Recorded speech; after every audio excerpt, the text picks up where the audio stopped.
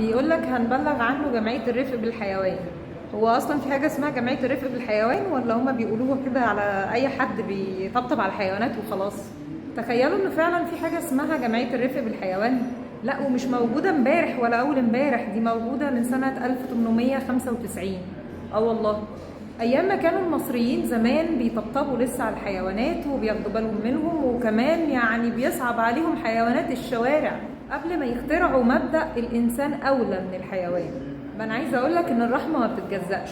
اللي هيعطف على الحيوان هو برضو نفس الشخص اللي هيعطف على الانسان. اول جمعيه رفق بالحيوان في الشرق الاوسط موجوده عندنا هنا في مصر من ايام الخديوي. واخدين بالكم؟ من ايام الخديوي. انا ليه اخترت الجمعيه دلوقتي؟ عشان نصور فيها. انا طالعه دلوقتي بتكلم عن الجمعيه لسبب بسيط جدا، وهو ان الناس محتاجه تعرف اماكن كتير فيها اسعار الكشف والخدمات وكل الحاجات البيطريه تبقى مناسبه معاهم. يعني احنا بنحاول نوجد بدايل او مكان يكون متوفر فيه اسعار الادويه والكشف والعمليات والكلام ده كله، يعني يبقى موجود كله في مكان واحد وباسعار مناسبه على قد الايد. الاهم كمان من موضوع اسعار الكشف ان احنا نقدر نتعامل مع الحيوانات الضاله.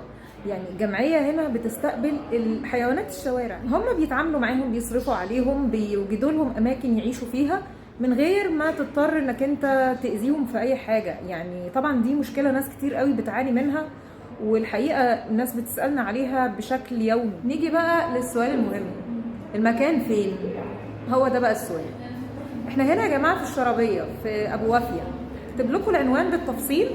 العيادة شغالة من الساعة 9 او 9 ونص كده تقريبا الصبح لحد الساعة 2.